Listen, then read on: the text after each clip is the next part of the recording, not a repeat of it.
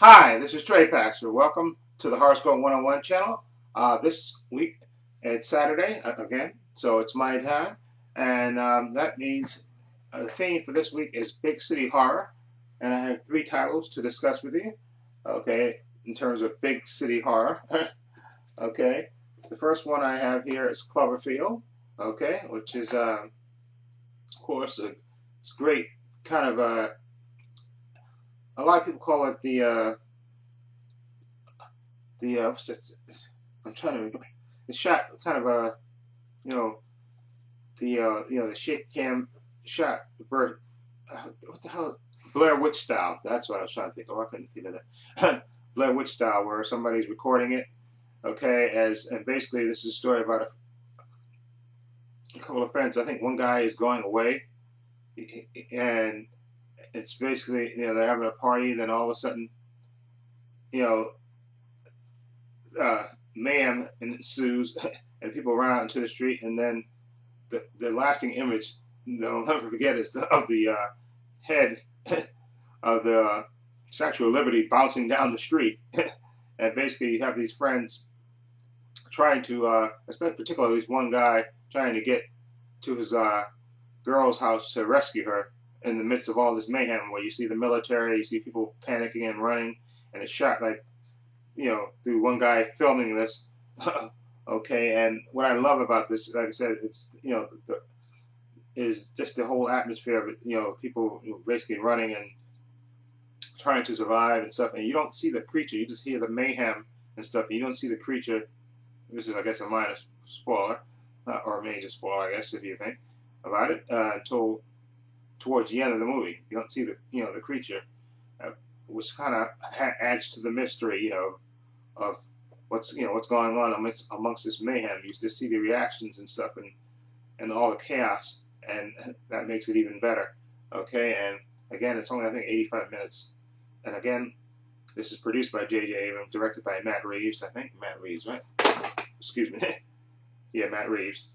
Okay, so, and of course this takes place in New York City, so big city horror. Okay, now the next movie, of course, is a classic. I remember seeing this, Maniac Cop. I guess a story about a corrupt cop who gets sent to prison, where he gets killed, and then he comes back and he starts unleashing holy hell. Okay, and I love this movie. There was actually three of these movies. Okay, and this one and the sequel, and the third one I kind of really liked as well. Third one's kind of underrated, but I really liked it. And the guy who played the Maniac Cop, his name was what's his name? I think Robert. What's his name? Um, Jesus. What's the guy's name? The actual guy who played I forgot his name. The actual actor whose face in real life is kind of messed up, but in Maniac Cop. Anyway, again, Bruce Campbell's in this. He gets accused of being the Maniac Cop, and then he has to, of course, find the real Maniac Cop. And the whole atmosphere, and again, it takes place in the city. Okay, and this is just a cult classic, and it's just great for that particular reason. And the Maniac, and I guess in a way that is kind of a nightmare, but that you have a cop, that's committing these basically these a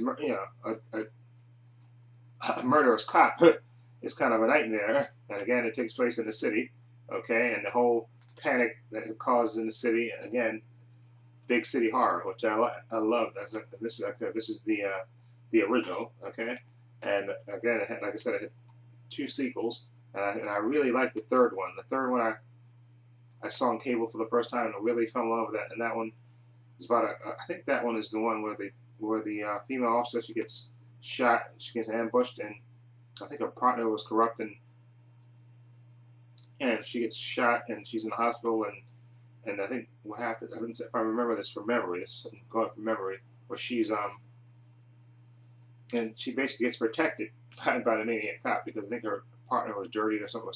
And these corrupt cops are trying to kill her, and believe it or not, I think the Maniac Cop, kidnaps her from the hospital, I think, if I remember that right.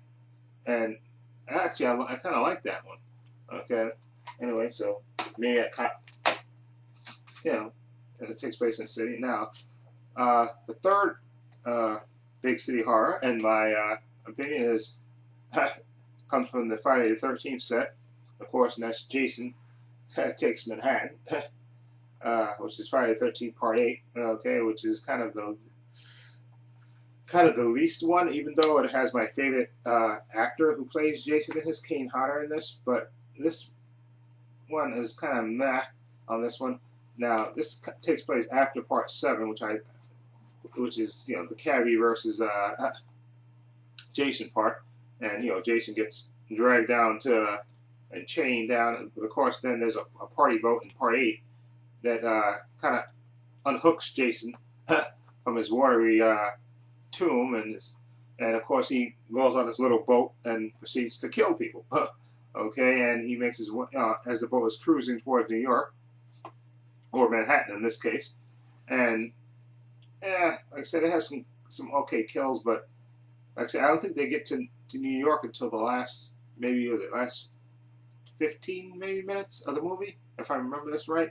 Okay, like I said, it's been a while since I've seen this, and I think I think the last about 15 minutes or so that they actually get to Manhattan, and you just have Jason in Manhattan. You know, yeah, I don't, maybe because of the title, Jason Takes Manhattan. I guess I don't know what I was expecting, but maybe I was expecting Jason to run amok in Manhattan, of course, which he kind of semi does for a little bit, but not in the way that I thought he would, I guess. So I guess that kind of makes it, and plus excuse me, the characters beside Jason are totally forgettable, like they are in most movies, but they really are forgettable in this movie. Okay, so that's kind of the least of my big city horror, but that's the theme for this week, big city horror, and I just wanted to give you 3 examples of it. Okay, so let me know what you think of those 3 titles. Okay, for big city horror, and feel free to leave comments down below. And this is Trey Pastor for the Horoscope 101 channel, saying so long and take care.